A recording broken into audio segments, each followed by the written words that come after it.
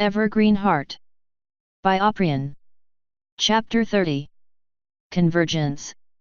The warm rays of the mid-morning sun intruded upon her slumber.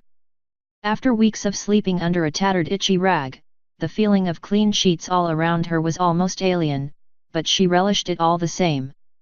She slowly opened her eyes, staring at the unfamiliar white ceiling.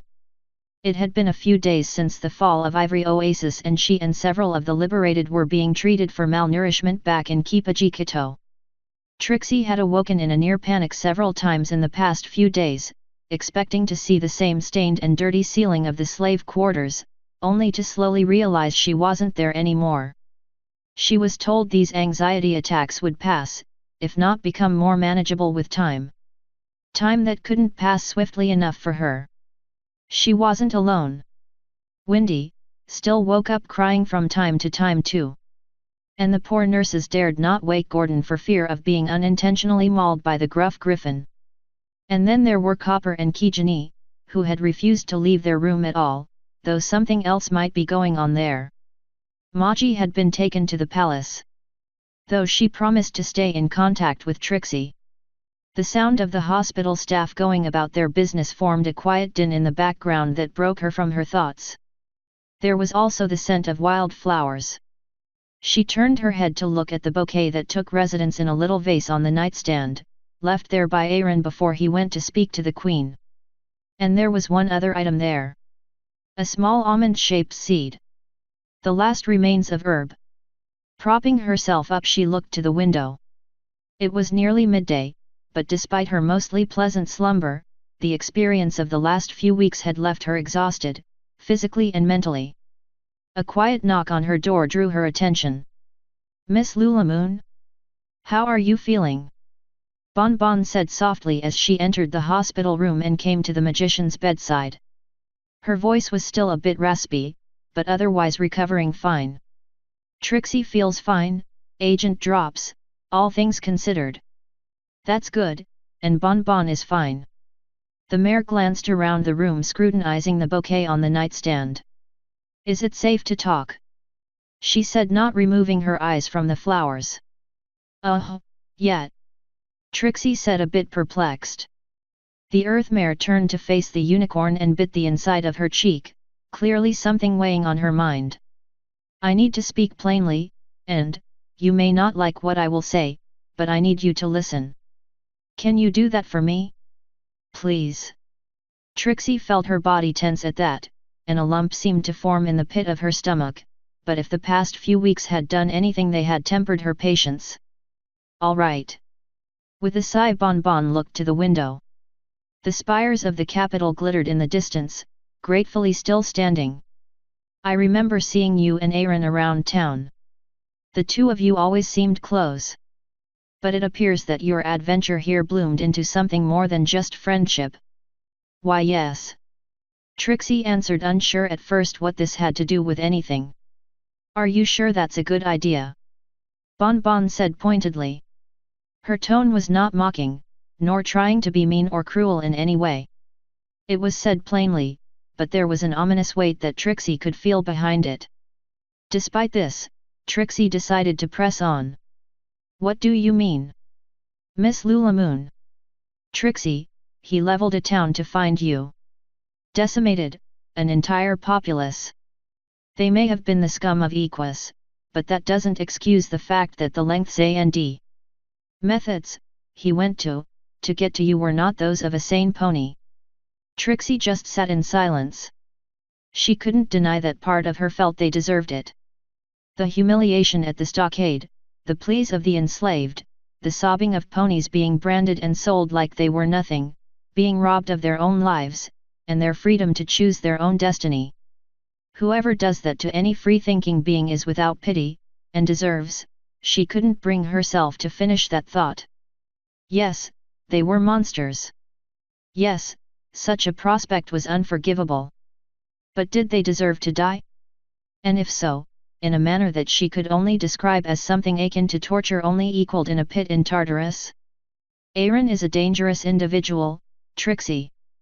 The things he can do and has willfully done are sociopathic at best. Do you really want to get mixed up with someone that unstable? It wasn't him. Trixie tried to argue, before being cut off. Don't even. Bonbon slammed her hoof down on the bed frame. I looked into his eyes while he tortured a prisoner. He wasn't some overtaken soul. What he did was sadistic and cruel, and he did it willfully. The silence in the room seemed to echo. It took a moment to realize that her heart was racing. Bonbon continued, forcing herself to be calmer this time, I'm not saying he should be harmed. In fact, after what happened I'm glad he's okay. Not to mention incredibly unnerved, was the part she left unspoken. She watched him being literally revived from the dead by one of his little pets. If all it took for him to shake off death was one of those little things surviving long enough to reach him, how would they ever stop him? She pushed that thought aside. The amount of power he wields is dangerous enough on its own. But throw an unstable psyche into the mix and you have a bomb that's just waiting to go off. She paused to take a breath. He needs help. He needs to be someplace where he can't hurt any pony. Tartarus? Trixie asked weakly, gathering already where Bonbon was going. The mention of the place always made the agent cringe. In time he might be able. I have heard what you said, Agent Drops. Trixie spoke, clearing her throat. Thank you. But I need to rest. Of course. Bonbon stood and walked to the door, once more eyeing the beautiful arrangement of flowers on the table, especially taking notice of the thorns. Good day, Miss Lulamoon. You put me in a very difficult position, Mr. Aaron, said Queen Mariani from atop her throne. She looked a lot like Magi, in fact they could be mistaken for twins if it weren't for their different eye colors and mane style. Where Magi's eyes were a bright aquamarine, her older sisters were a shade of peridot green. And instead of Magi's more tomboyish faux hawk, Mariani's mane was tied into dreadlocks adorned with golden rings, which I later learned were ceremonial. I was currently standing in the throne room of the Zebrakin Palace. What was different here compared to Equestria, was that Queen Mariani's throne was surrounded by 4 seats on either side, forming a semicircle with her throne at the center. From what I understood, these were her trusted advisors who formed the Council of Elders. I couldn't help but be somewhat reminded of the Jedi Council as I glanced at them briefly. The majority of them were zebra, but there was also an okapi, a wildebeest and, most surprisingly, a diamond dog among them. All of them were getting on in age.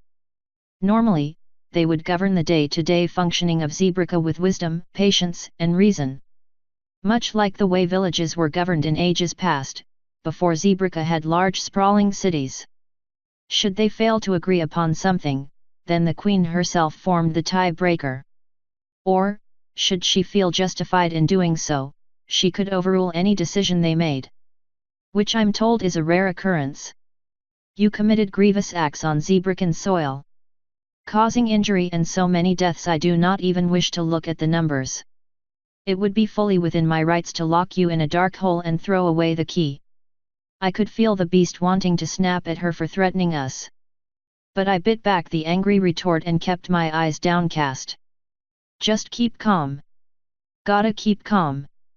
On the other hoof, your actions destroyed a slave trafficking ring, freed over 100 of our citizens from said slavery, brought an end to the dreaded warlord Wajiomoha, and most importantly of all, gave me back my little sister. Her stern expression melted into a little smile. Well, that was really more of a group effort. I honestly can't take credit for all of that. All I did was rampage, giving the slaves a chance to revolt and free themselves. But I'll take what I can get. Your Majesty, if I may, it was never my intention to cause trouble. I came to Zebraca with my mare friend to look for help with a personal problem. We got caught up in a very bad situation that escalated. I finished weakly. That would be the understatement of the century, Mr. Aaron. Tell me, what do you intend to do, should I decide to let you go? I took a moment to gather my thoughts before speaking. I would find the help I came for, and hopefully resolve the personal issue. If all turns out well, then the only thing I want is to spend time with the mare who stole my heart, and simply enjoy some peace and quiet together. Luna knows we could both use some. I thought. And if you can't find what you are looking for, she asked pointedly. Then, I'm fucked, and so is the world. We will move on, and you will never hear from us again. The Queen then took a moment to deliberate over the issue with her advisors. In light of everything that has happened, and taking into account the promise my agent made to you, we hereby grant you your freedom. But consider yourself on probation for the time being, Mr. Aaron. I do not wish to see you in front of my throne again, she said sternly. Then her voice took on a milder tone. Unless you and your mare friend are here to visit my sister. Understand? You have my solemn vow, Your Majesty, that I will do my utmost to prove worthy of the mercy you've shown me. See that you do. You may go. I bowed, then turned to leave. And Mr. Aaron, thank you. I bowed again, then retreated from the room as fast as etiquette allowed. It was all I could do to keep from snarling. I had to keep a lid on it.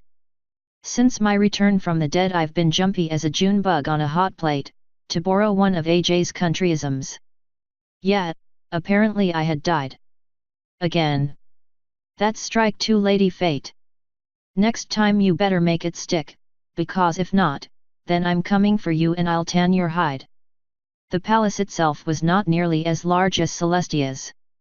The walls and floors were a warm sandy color, decorated with swirling patterns in white and gold that reminded me of Zecora's cutie mark, or whatever it's called on a zebra. Tribal mark? Who knows? Several walls were decorated with tapestries that showed a recurring tribal pattern. Speaking of tribal, the guards that were stationed every dozen or so meters along the corridors each carried an oval shield that had the same painted pattern on it. Each shield also held 2 javelins, and each guard carried a short spear. They wore very little armor, save for several gold rings on their legs, and a feathered helmet with an eye visor that reminded me more of a voodoo mask. They didn't move their heads, but I could tell they were watching me like hawks. They pissed me off. On a conscious level I realized they were just doing their duty. But on a deeper, more primal level I just wanted to rip them all in half. I walked faster. Leaving the palace grounds behind me, I pushed my way through the crowded market. The bustling streets of the Zebrakan capital were far more narrow and crowded than those of Canterlot, and certainly more than Ponyville. More often than I would like, I would find myself stuck in a particularly congested intersection where I was forced to wade my way through the crowd, knocking wither to wither with an assortment of creatures. At first I didn't notice just how diverse the population was compared to Equestria. But upon paying just a bit of attention I noticed bison, ponies, antelope, wildebeest, diamond dogs, and of course zebra, all mingling together. An entire city of talking, civilized, animals. For a moment I felt like I was stuck in the world of Zootopia. So many. So much prey. Wring their necks. Spill their blood. We hunger. We hunger. I quickly broke away from the crowd, fighting to maintain control. To keep the bloodlust off my face. I found room to breathe in one of the little squares that were all over the city. This particular one held a large marble fountain depicting some famous character from history, no doubt. I honestly couldn't be bothered to find out more, instead I all but collapsed down, leaning my back against the hard marble, struggling to calm myself. Whatever control I had over the beast in the past seems to have been completely eroded since I willingly gave it partial freedom all those weeks ago. All the work Zecora helped me with, the mental exercises she suggested, they were no longer cutting it. When I'm alone it's a little easier to manage it, but in a crowd it takes every last ounce of will not to let the beast run rampant. These busy streets were so not helping the situation. Zecora would probably suggest I try meditative breathing. But since I don't breathe like a normal person it doesn't really help. So I'm reduced to repeating a little calming mantra in my mind over and over and over while thinking of Trixie. Thinking of her seems to help, and I'm so relieved that she's gonna be okay. Right now she's all that keeps me going. I was so caught up in my own thoughts that I failed to notice the coins that were casually being laid in my lap. It was the third plink that drew my attention. Looking down, I saw that I had accrued a small pile of coins. They looked like bits, except they were octagonal instead of round. I must look like a beggar, sitting here. I ignored the pile of coins and leaned my head against hard marble, allowing the sound of the running water to distract me. The rage was slowly ebbing away as I mentally focused on the mare I loved. If I could just stay here for a bit longer, I might be able to. Sir. Oh fuck. I opened my eyes to find a uniformed zebra looking at me. Not a royal guard, but more like the city watch. The equivalent of the city's normal police force. Sir. The officer said, with what sounded like genuine concern in his voice. With all due respect, you don't look so good. Yeah, fuck you too, mate. I'm trying my level best not to murder everyone within this square. Try it and see how good you look when you're wrestling the mental equivalent of a shark with a machine gun. Sorry. I responded with considerable effort. Do you need assistance? No, I'm just resting a moment, I'll be on my way soon. Are you sure? Yes. I managed to keep the growl out of my voice. All right, sir, have a good day. Thank you. I respond curtly.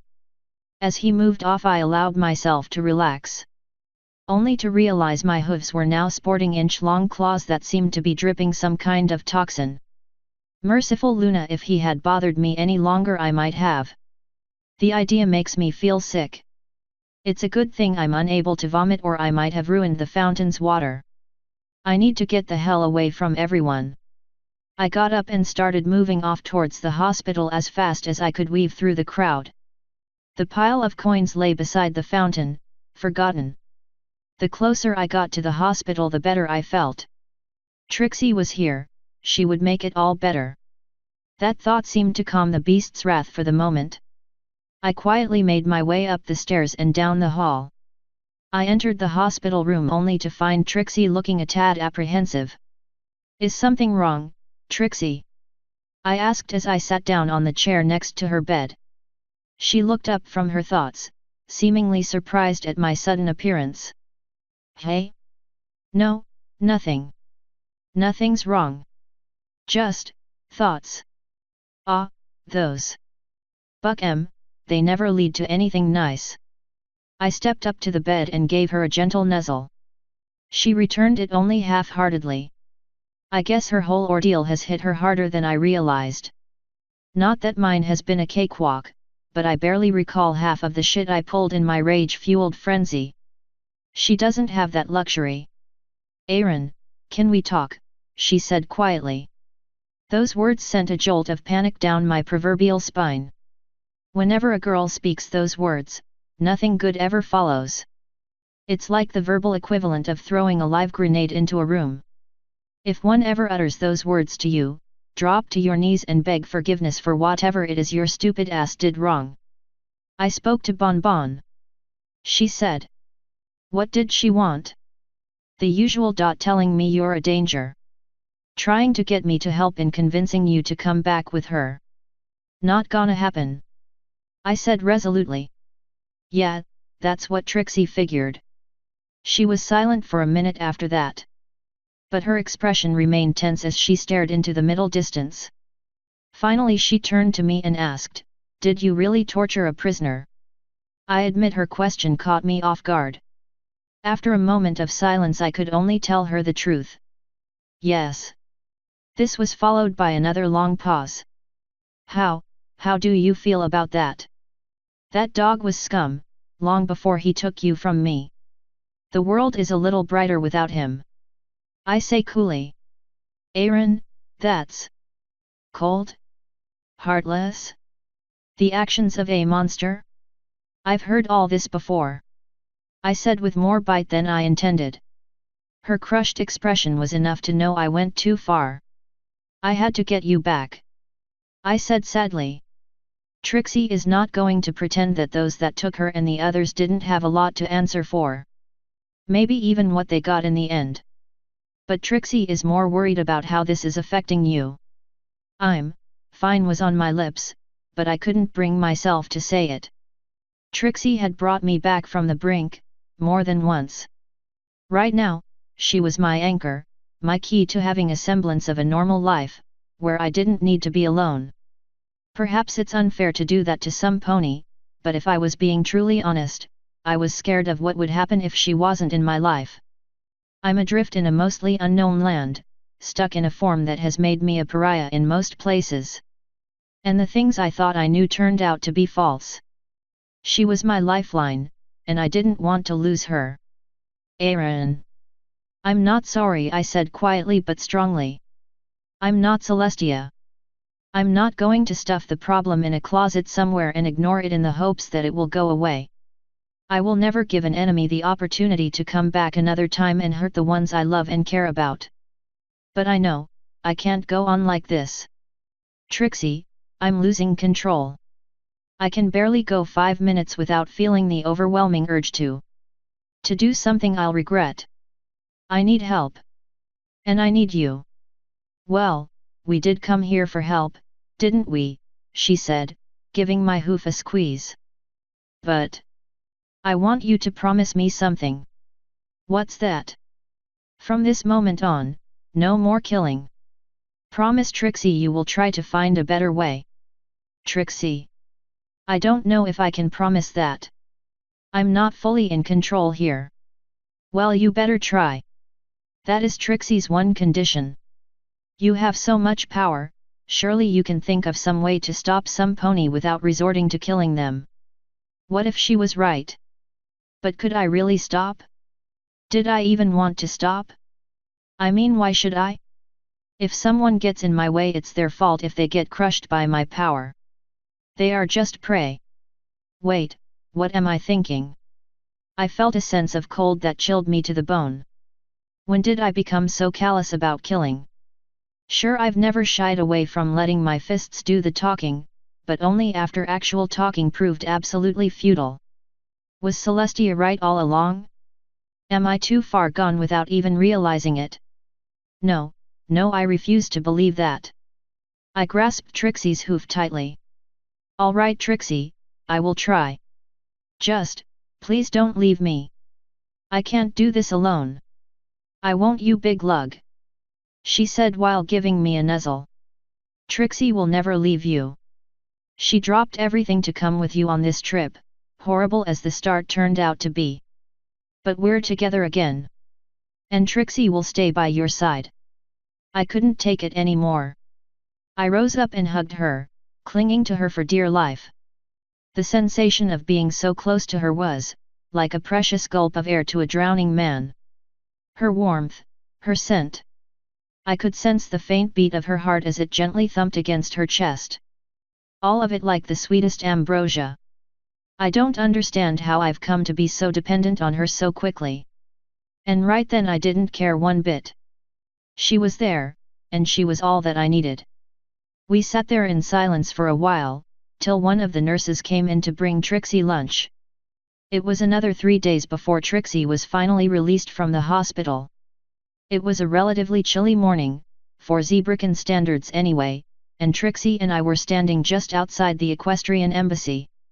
I wouldn't have bothered coming here, but Bonbon apparently had a message for me, from Celestia herself. I will ask you one last time, please reconsider. No. But I said no, Bonbon. I will not come back to Equestria with you. And I will not have anyone decide what is best for me. Not even Celestia. I will not become one of her forgotten problems. She's got enough skeletons from 1,000 years ago lurking in her closet. I will not be another.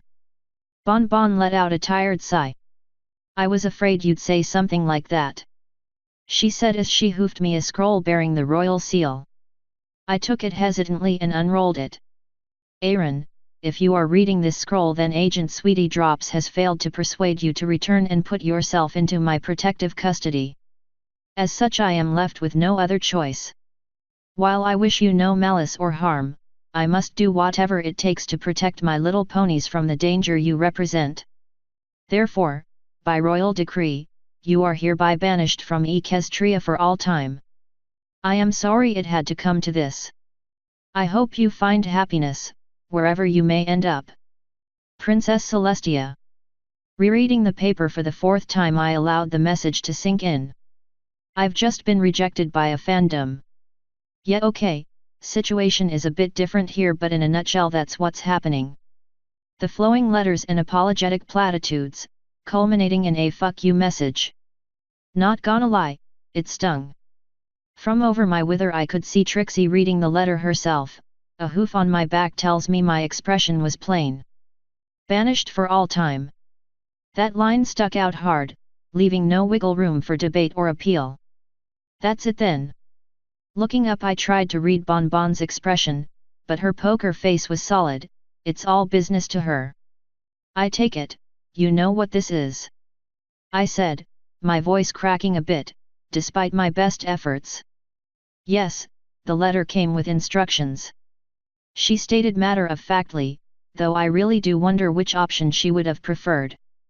A hoof hovered subtly over her saddlebag, poised to hit me with something depending on my next reaction. Considering all that has happened, I really can't blame her for being cautious. Doesn't mean it irked me any less though. Taking the letter, I folded it in half, as if hiding the words written within would somehow make them feel less raw. I placed the scroll in my chest cavity for no other reason than to get it out of sight in a calm, civilized way. I'm sorry it had to come to this, she said, but the words felt hollow, to every pony. The silence hung for a moment, then another. With nothing more to say, she turned to leave, but not before looking to Trixie. Trixie met her gaze, then pulled me a bit tighter to her. Thank you, Trixie. Just, thank you.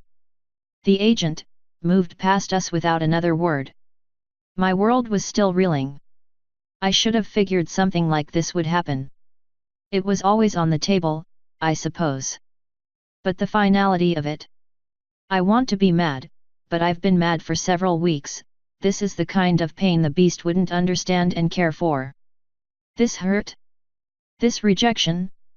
It's all me. I reason that Twilight and the girls will do fine without me. Hell, I know they will. I just hope I haven't mucked up the timeline too much. Bonbon, I said, causing her to pause in her steps. I turned around to see her look at me with the same cool expression. Now that I have her attention, my mind is scrambling to try and find the right, subtle, not crazy way to put it. Take care of them. I managed to piece together. The girls, Spike, Ponyville. God damn it, I barely got that out without choking. Ever the professional, she remained stoic but granted us a solemn nod. I will. I looked her straight in the eye. And shining armor and princess cadence, too. I hardened my expression. Watch over them, I said pointedly. Across her mask there was a flicker of puzzlement at my last request. But she followed it with a nod. Would that be enough? At least for things to play out how they should? Maybe. Maybe not. All I knew was we were now on our own. My anger boiled over and I couldn't help but fire a last parting shot. Now that I'm officially banished, I better not see you or any other Equestrian agents lurking about us ever again. Ever, you understand me? Yeah, I'll relay your message. Bonbon said stiffly. See that you do, cause if I spot them, and I will, they won't like what happens. You tell Celestia, that if she wants to banish me, then you all better leave me the fuck alone from this point forward. It was an empty threat born of anger, hurt and frustration. Besides, I promised Trixie to play nice after all. But she didn't know that, and I felt just pissed off enough to leave the threat hanging in the air. Was it petty? Yes, petulant even. But at the time I didn't care a single iota. I was feeling hurt and just wanted to lash out at something. With a final, cautious nod, Bonbon vanished into the embassy, leaving me alone with Trixie. Equestria was now lost to me, and with it the familiarity of scenery, familiar faces, and future events. We were now officially in uncharted territory, and if the past few weeks were any indication, here there be monsters. Some closer than ever before. I mentally sighed. This had been about as much fun as rolling in salt after going a few rounds with a cheese grater. So, what now? Trixie's voice broke the oppressive silence. We go find Zecora's mentor. I said as I reached into myself to retrieve the map, and the scroll with directions Zecora had given me. When I pulled them out though, I was in for a nasty surprise. Both the map and scroll were completely unreadable, damaged by the seawater the ink had run, and there were several holes in both items as well. When the deep sea pressure crushed me, the water must have gotten to them too. Oh, for fuck's sake, can't anything on this trip go right for once? I spat as I threw the remains of the papers to the floor. Calm down, Trixie said while putting a gentle hoof on my shoulder. I just glared at the useless papers. The directions are completely ruined, but the map is still vaguely readable, Trixie said as the carefully levitated both items and took a look at them. We'll just have to find another map to compare it with. It's not so bad, I'm sure some pony around here has one. With my luck they will charge us an arm and a leg for it. I grumbled. Quit being a grumpy puss, hun, Trixie said while bumping me lightly with her hip. Leave the haggling to the great and crafty, Trixie. Haggling expert now are yet. Oh yeah, of little faith, you should know by now that Trixie is a mare of a great many hidden talents, she said with a smirk. I won't bore you with the details. Suffice to say we did eventually find a map. And Trixie was right, she's a pretty good haggler. Better than I ever could be. Honestly, it's a bit of a lost art in the human world. At least in most places anyway. With the map in our possession, and a lot of patience, we were able to roughly figure out where to go. So just after midday we set out. I insisted on carrying her saddlebags, since Trixie was still supposed to take it easy for a while, and the trip itself would be taxing enough. She protested, of course. But only a little. The first leg of our journey was easy, traveling along a wide dirt road. According to the map the journey would take at least 6 days. But I intended to once again walk throughout the nights, letting Trixie sleep while I carried her. The landscape around the capital was a contrast of colors. Reddish earth and green trees, stretching ahead for several miles. Every once in a while we would pass small settlements. No more than 5 or 6 little huts, and a small orchard or field of some sort attached to them. They were neither village nor farms, in the traditional sense. I honestly don't know what to classify them as. As the sun began to set on the horizon, I transformed into my centaur form, making myself large enough to carry Trixie with just one arm. She felt embarrassed at first, being carried around like a cat. But soon enough she settled in comfortably. This is actually kinda nice, she said as she nibbled on some dried fruit. Glad you approve, I said. And I'm glad you're here with me. Face it, you would be utterly lost without the smart and resourceful Trixie around, she replied with an insufferable smirk. Don't make me tickle you. That made her sputter. You wouldn't dare. Try me, I said whilst making tickle motions with my free hand. Keep those spidery appendages away from Trixie. Oh, you asked for it. No, she shrieked as I tickled her, her protests dissolving into a fit of laughter. See what you get for being a braggart, I scolded her with a smirk. He he he. Uncle, uncle. Trixie surrenders. Ha ha ha. She cried as she squirmed around in my grip. Before long I halted my assault, letting her catch her breath. Did you learn your lesson?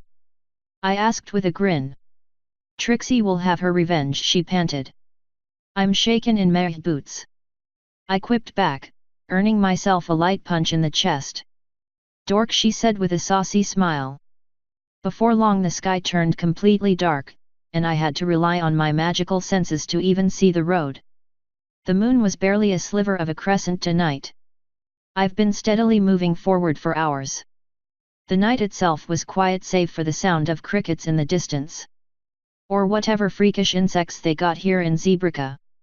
Trixie moaned fitfully in her sleep. One of her ears twitched and her face turned into a grimace. She's having another nightmare. She has many these days. I swallowed an angry growl as she quietly cried out in pain, mumbling about her cutie mark being ruined. My eyes are drawn to the scars on her flank, and I curse myself for not slaughtering Wajiomoha when I had the chance. I hope that whatever jail they've thrown him in is filthy, dark, and infested with rats. It's the least he deserves. I gently ran my free hand across her flank, tracing the scars. They aren't as prominent as before, thanks to the Zebrican doctors, but they will never truly fade completely. Part of me wants to wake her up, but she needs all the rest she can get, so I reluctantly let her sleep. She's so soft and vulnerable like this. I realize what I'm doing and yank my hand away as if it were on fire. Good thing she's asleep. After a moment's hesitation I reach for her again, this time gently stroking my fingers through her mane. I cursed silently at the lack of true sensation. Although I can feel things, the sensation is very different from what it was when I was human. It's like touching the world with very thin gloves on. You can feel the details, but there's something missing all the same. More like, the memory of a touch. Cursing my fate I picked up the pace, making sure not to rock her too much. The sooner we get to this shaman, the better. We completed the journey in just under 4 days. Halfway through the trip we ended back up in the dry lands. Which is strange, because according to Zakora her tribe lived near a lush jungle. The terrain before us however was as dry as a savanna during a drought. I could see the remains of what was once a forest, but the trees were all dry and shriveled looking. The village itself was a small collection of huts, surrounded by a low palisade. Outside of it was a collection of small farming fields and a tiny orchard. The crops and trees looked just as sickly and shriveled as the remains of the jungle a short distance away. Zebra were toiling in the dusty fields. Clearly this village had seen better days. Not exactly an oasis. Trixie said quietly from beside me. There were no guards at the gates, so we just passed right on into the village. Wherever we passed we earned ourselves some looks. Not surprising I suppose since I was still in my centaur form. But Trixie was getting plenty of looks as well. Appreciative looks that made me walk just a little closer to her. I could feel the beast stir, jealously guarding its mate. And I couldn't help but feel the same jealousy. I barely kept myself from baring my teeth at any stallion who snuck a look at her. As we approached the village square we were greeted by an older stallion. Greetings travelers, I am Yabani, leader of this village. What brings you to our humble home?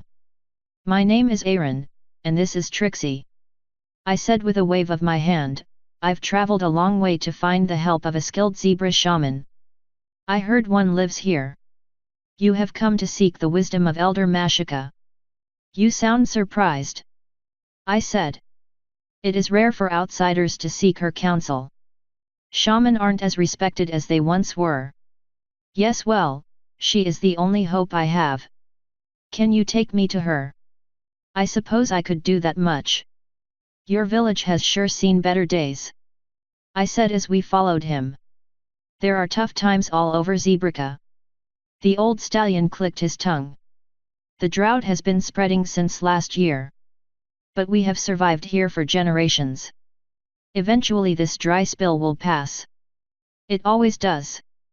We will weather it, as we have always done. He led us to a small hut at the far side of the village. It was decorated with masks and other fetishes.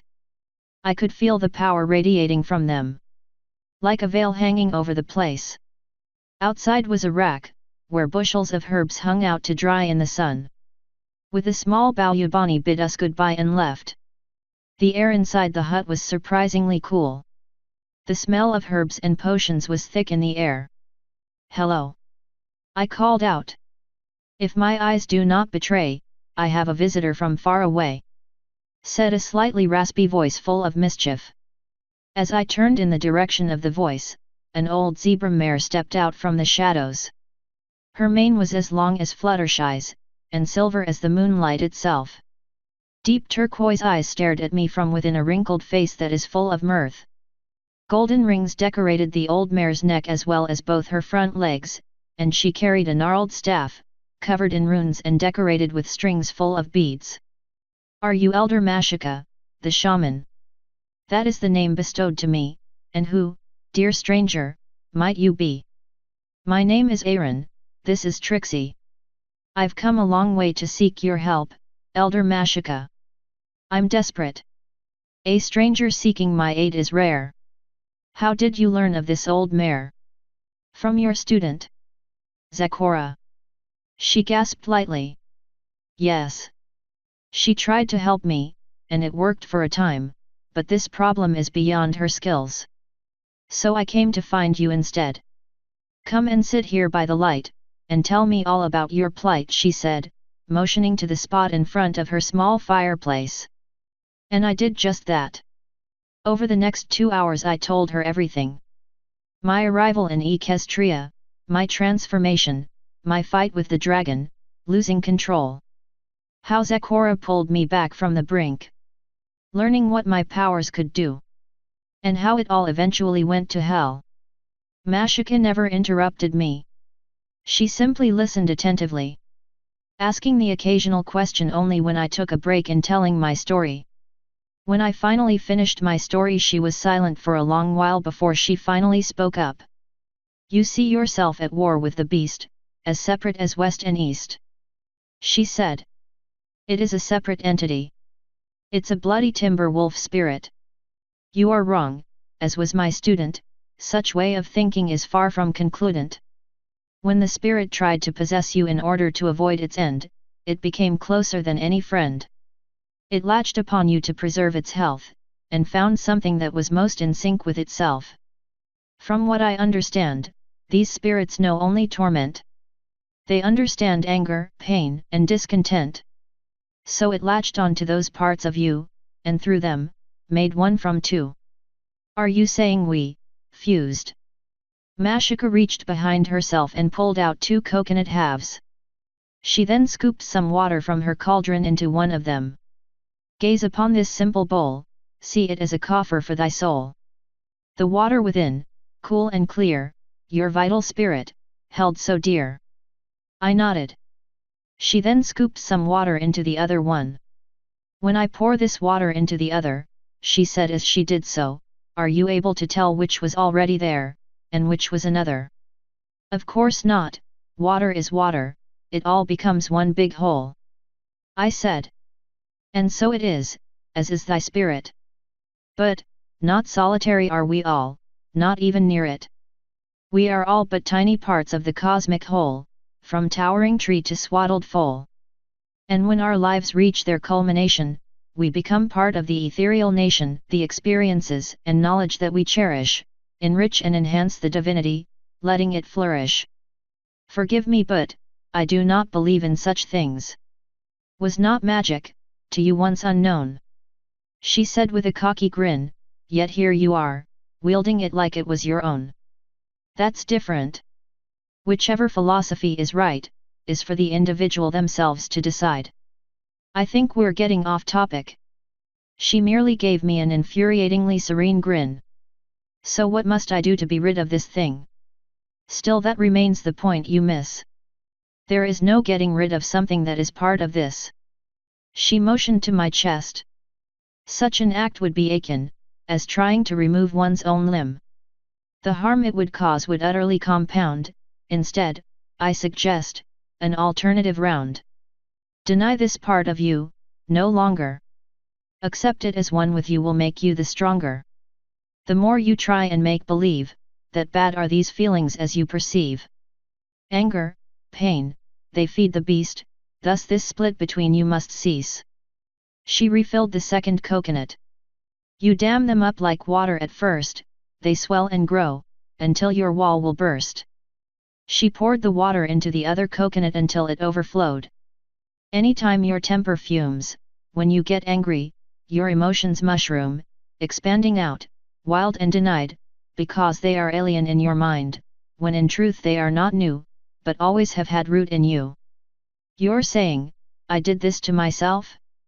That it's my fault. So long as you see that part of you, you call the beast, that doth intrude, the longer you shall create a valance that shall prevent you from finding balance. Never find the control or peace you crave. So to put it bluntly, yes, I'm afraid. Fuck you. I screamed, feeling absolutely livid. I didn't ask to become some goddamned monster that scares the piss out of everyone, including myself. I don't want to be some horror that stalks through the dark, feasting on every goddamn innocent soul it finds. How dare you suggest this is my fault? I'm a fucking human being. I'm not a... Magica's staff lightly tapped me on the head, a wave of calm washed over me. I stopped, and realized what I was doing. I was only a foot or so away from her. My hands morphed into claws. Claws that were only inches away from tearing her throat out. Yet she sat there, calm as can be, as if nothing out of the ordinary had happened. I'm sorry. I'm so sorry. I said with pure horror. Barely able to get the words out as I realized what I'd almost done. Mentally I was pretty much hyperventilating at that point. It's all right, sit, before you give the others a fright, she beckoned with a hoof. I felt sick. I just wanted the earth to swallow me up and disappear. Which wouldn't be impossible with my powers. But I didn't. Please. I'm sorry. Please. Please help me. I croaked. You must help yourself, dear Aaron. I can only show the path that you must walk therein. I stared at the floor. Unable to look her in the eyes. I realized I was crying when the first drops of green water hit the wooden floor. I'm afraid. I sobbed. I'm afraid that if I let this thing in, really let it in, I won't be myself anymore. I've already lost everything else. I don't want to change any further. I don't want to lose anything else. I don't want to disappear. Dear boy, you shall not, the revelation is not what you thought. She reached out and placed a hoof on my cheek. As you keep saying you wish to keep it out and away, but the truth be that it's already here to stay. Separate from you? Don't be blind. You and it are already intertwined, and has it changed who you truly are? I believe not, by far. You are you, and you know it the most. All you are fighting now is a ghost. A monster you yourself hath devised, from your own fear, pain, and anger that you despise. It's time to stop fighting. Cease clawing your wounds, and finally let them heal, and that includes embracing the spirit, and then you will see that there was nothing to fear, and you will be free. But, it's evil. I said quietly. Is that what you fear?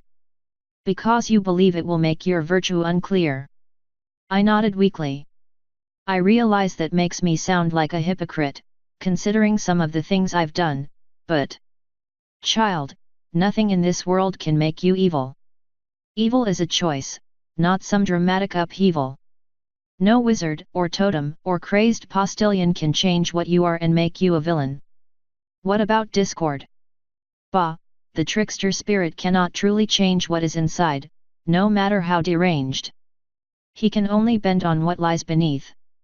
For all of us have the capacity he seeks, to be cruel, to lie, to cheat and to cause harm. Just as we are capable of being kind and warm. To help and to heal. But that doesn't make us so, unless we choose to do these things, as you must know. I nodded. As for the spirit, it's tormented, in pain, and it flails at the world in anger most plain.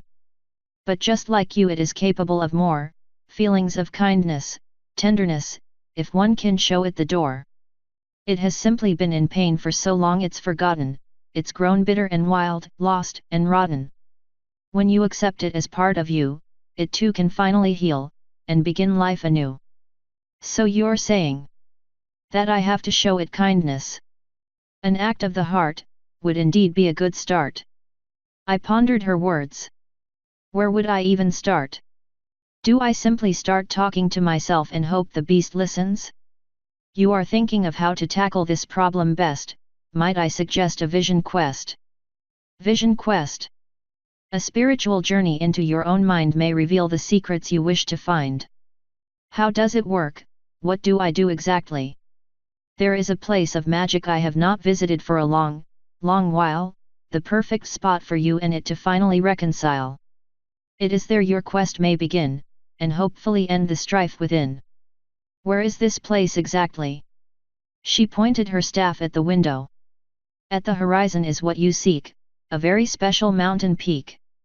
A place to which evil is anathema, it is called, the Hoof of Zebrica.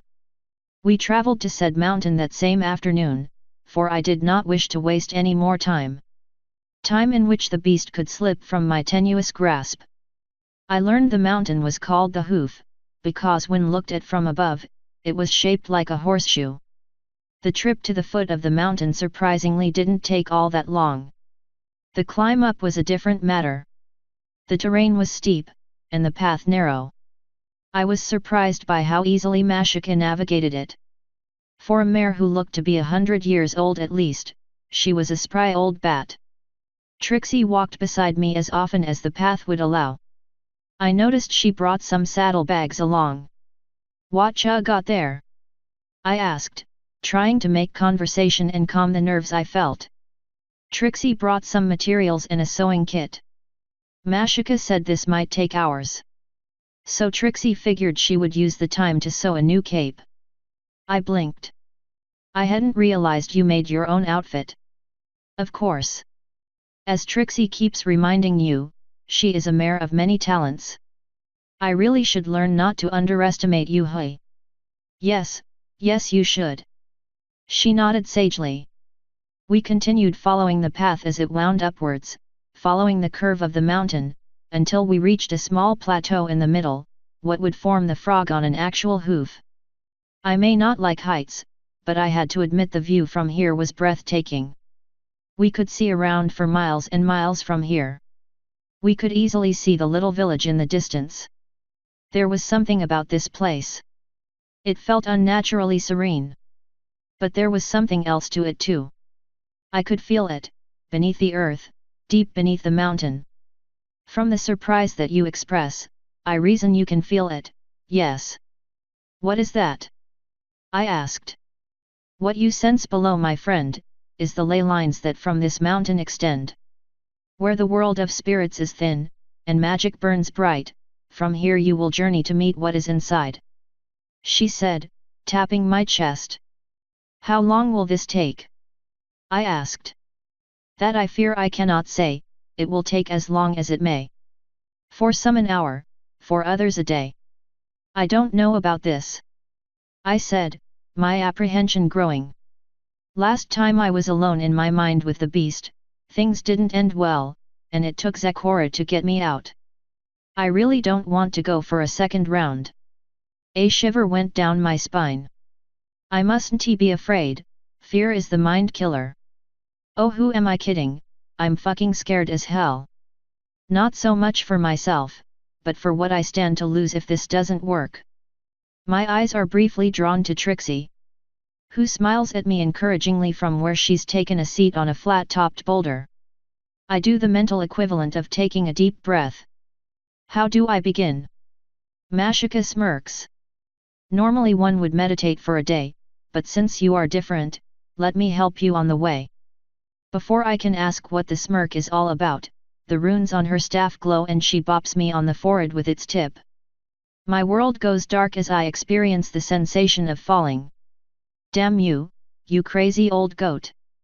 I find myself standing in front of a forest. I look down at myself, and see that I'm once again human. Though my shape isn't really me. Not like the first time. It's a more generic human shape. For a moment a sensation of fear runs up my spine. Am I forgetting myself? I must be. I've been Aaron the plant creature so long my mind can't even recall what my body used to look like. I look at the forest before me. It's dark and foreboding. And I have no desire to set foot in it. Which is exactly what makes it the one fucking place I obviously need to go. Joy. A shiver crawls down my spine as I move forward. Every step makes me feel like it's my last. I realize I don't have a physical heart anymore, yet here in the realm within my own mind I feel it thumping against my chest in a rapid staccato. I'm being stalked. The beast has been free since I returned from the dead. I wish I could remember what happened after I died, but it's like someone has taken that part of my memory and simply plucked it out. Perhaps mortal minds simply weren't meant to remember the afterlife. Why am I thinking about this? That's not why I came here. I don't want to think about this. I don't want to think about death. I've been on the receiving end too many times already. I'm back there. Timber wolves biting me. Wooden teeth as hard and sharp as steel slicing through my arm. Blood soaking my tattered clothes. No. Please, I don't want to remember this. Growling fills my ears. Jaws descending towards my face. One fang piercing my eye. A tortured scream cutting through the night. My tortured scream. More growling. That growl isn't a memory. My head snaps up, the beast appears from the bushes. Black as night and as large as a full-grown lion. Its eyes red with madness. So much hate, and pain. I see it, my own pain reflected in its eyes. A memory calls to me, but not mine. I am running through the forest. The sunlight streams through the treetops. My nose low to the ground, a smell spurs me on. The scent of prey. There are others. To my left, a wolf runs, its coat is grey with beige on the underside. We chase the scent together. Another joins us from the opposite side, this one has an almost white coat, with a darker stripe along the spine. A howl reaches our ears, and we respond in kind. The pack has caught the prey. We find them soon, we join the feast. The alpha eats first, for that is the way. I await my turn and when it comes I eat my fill. There is no malice towards the prey. It is what it is, all part of the way, as it was before, as it will be later, for the way is good. The memory shifts. For a moment I see but white, then a new scene unfolds. A den opening lies before me. I inch closer to it, wary of what lies within. A wolf lies there, nursing 3 pups. When she sees me look she bares her teeth at me in warning. These are mine, do not touch them. The message is loud and clear. I slink back with a whine. The memory shifts again. This time the forest is burning. I try to run, find a safe haven, but the flames are everywhere. There is no way out. I cower beneath a gnarled tree while above me 2 creatures are fighting. I can barely make out their shapes. They tower over the forest like mountains. Words reach my ears. You have won nothing. One day I shall return, and claim what is mine. Until then I leave your world a parting gift. My world explodes with pain. A wave of dark magic washes over me. My fur catches fire, it spreads lightning quick. I whine and cry, I try to run, but my lungs are scorched. I collapse under the gnarled tree. It too is burning. With a crack it collapses, its weight comes down on me, crushing me. I know no more. I awake, pain and hunger gnaw at me. My body is not what it once was. I am a wolf, but also a tree. I hunger. I search for prey. The forest is all wrong. It used to be lush and green with nice scents. Instead it's dark and twisted and it stinks. After hours of searching I find prey. The sight of it fills me with anger. I chase it, it tries to flee, but it doesn't get far. My jaws descend and blood runs across my tongue. It doesn't taste like anything. The flesh I consume does not satisfy me. I am still hungry. It's driving me mad. So hungry. It hurts. More prey, I need more prey. I consume everything I can find. Still the hunger persists. Why? This is not the way. I snap out of the memory, finding myself lying on my back with the beast looming over me. My first instinct is to punch it in the snout and throw it off. But Magica's words echo through my mind. An act of kindness would be a good start. I reach out towards it. It growls and snaps its jaws closed around my arm. The teeth sink into my flesh and I cry out in pain.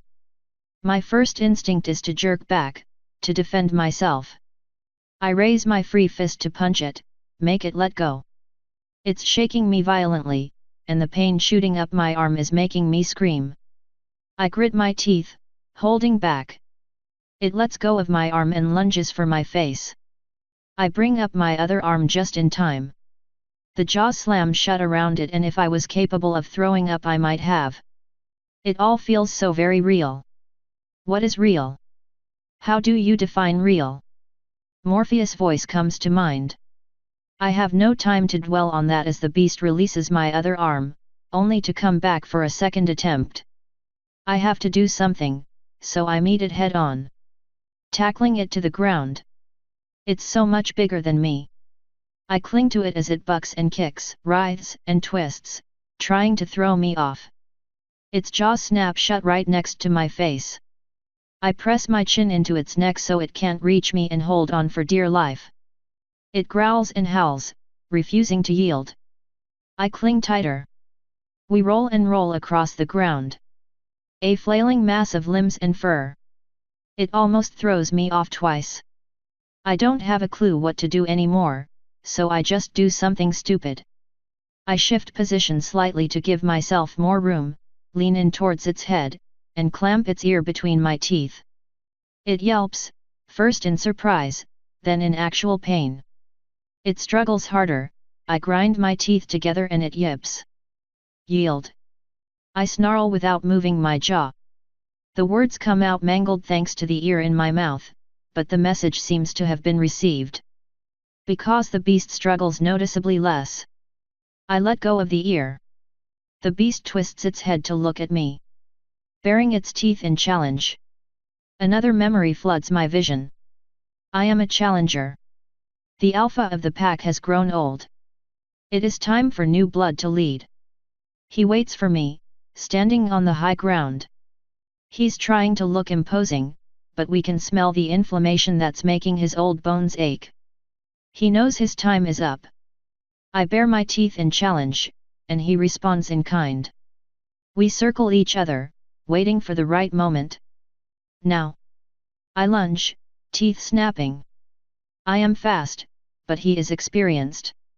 His teeth sink into my neck, he shakes me by the scruff, but I do not yield. I bite his leg, going for the tendons.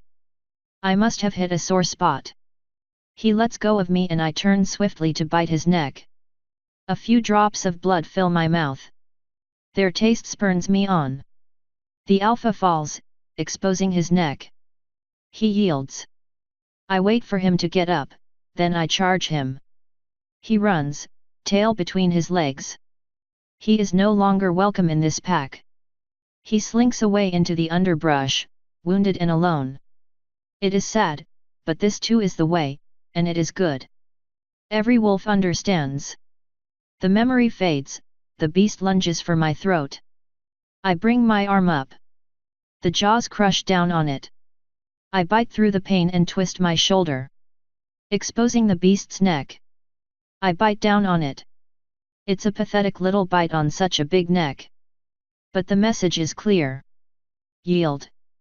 The beast struggles intensify.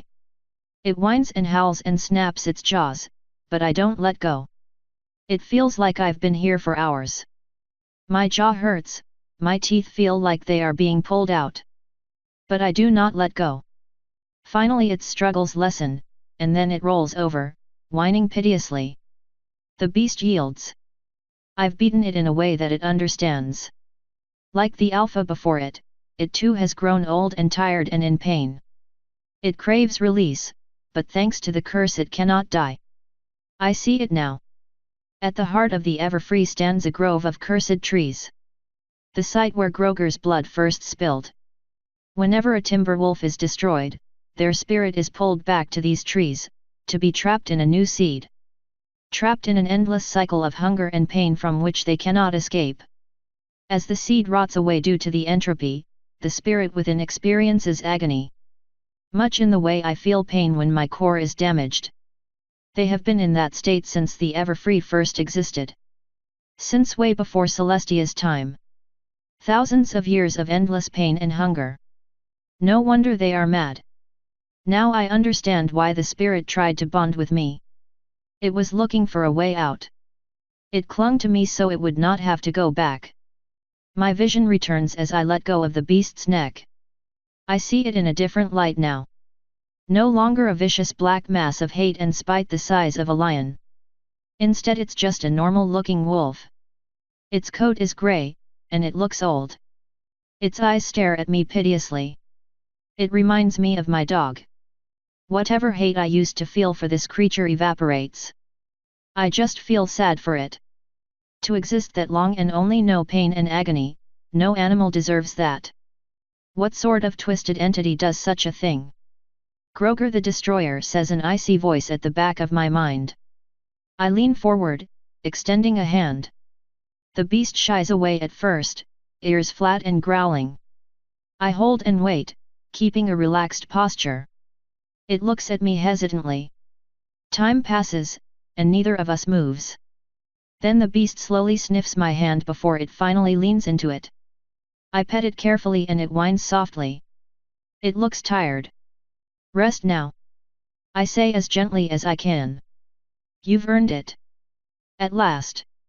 Magica said, looking up from where she was meditating.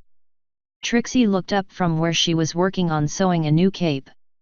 What is it? She looked towards Aaron, seeing tears leak from his closed eyes. Something was happening. Light began to spread from where he was sitting. Like glowing roots spreading through the earth. What's happening? Trixie asked. Convergence, said Magica. What do you mean? The time has come, for him and the spirit to be truly as one. I awoke from my vision quest, changed. My mind felt so clear, and with it came a renewed connection to the world. I felt the ley lines below, throbbing with power. It's the same energy I draw on when I take power from the earth, but it's concentrated, pure. I could feel it singing to me in a low bass hum. Like the heartbeats of the world. But they felt off, like something was blocking or obstructing them. I focused on the energy flow and felt it respond to my mental touch. It was like greeting an old friend you haven't seen in ages. Different, yet familiar all the same. As I tapped into the pure power of the ley lines, my mind expanded outwards across the arid landscape. I felt it, lurking out there. The spark of life. Billions and billions of seeds. Patiently waiting for that nudge. I shifted my sight into my magical vision, the dry savanna lit up before me like a brilliant field of stars. It called out to me. I also felt water, deep underground where it served little purpose. Everything around me hummed. It was as if I could hear a song on the wind. Something stirred within me. It was the beast, but it was different too. No longer was it a separate entity. It was always part of me, but now, we were as one. It no longer fought me to dominate my psyche. It was simply another part of the whole that is me. I would describe it better, but I have not the words to truly do the sensation justice. But I could feel its elation like a fluttering in my chest as it responded to the song of the world. I raised my arm as said song reaches its crescendo.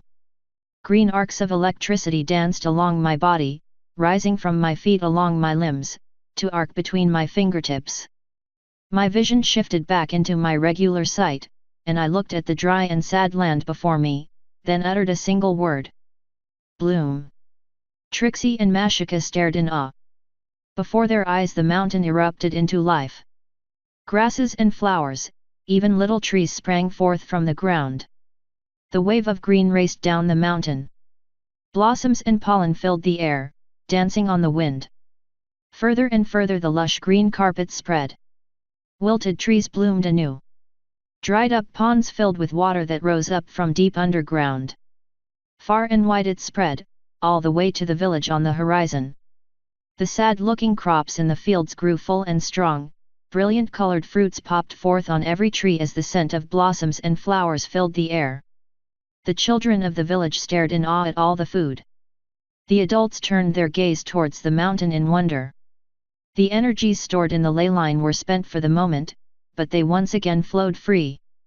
No longer obstructed by whatever unseen power was blocking them. The effect stopped, and I lowered my arm. I felt tired, yet exhilarated. For a single moment, no longer than it takes to draw a breath, I was one with the land. Truly one. It's only then that I noticed Trixie and Magica staring at me. By the great circle, Magica gasped, apparently so shocked she forgot to rhyme. Are you a god? I shook my head and smiled. I honestly don't know what I am anymore, but a god I am not. And if I ever dare claim otherwise, I hope someone conks me across the head for letting my ego run rampant. I said, waving my arm at the mountain. It's this place. I used all the stored energy here to give the land a boost. Using my own body as a conduit to bypass the blockage in the ley network. Now that the energies of the ley line flow freely again, the land should remain as it is. As it should be. Come to think of it, it's not unlike the crystal heart holding back the northern weather. I wonder if the city is built over the ley network as well. Aaron. Trixie's voice drew my attention. How do you feel? Are you? I knelt before her, reaching out with a hand to gently cup her face. Yes, my beautiful little magician, I said before leaning in and kissing her lips. She seemed surprised, but didn't pull away. I kept it short and tender, yet tried to put as much feeling as I could into that one kiss. I pulled away, staring into her eyes. She was right. I thought I understood, but I was so wrong. And I'm sorry, for everything. I promise I will do anything to make it better from now on. Her eyes turned glassy as tears gathered and she leapt at me, crushing me in a hug. I grabbed onto her and returned the hug with similar intensity. I am free. Free to give her the love and attention she deserves. Free to finally make a life for myself. For us. Together.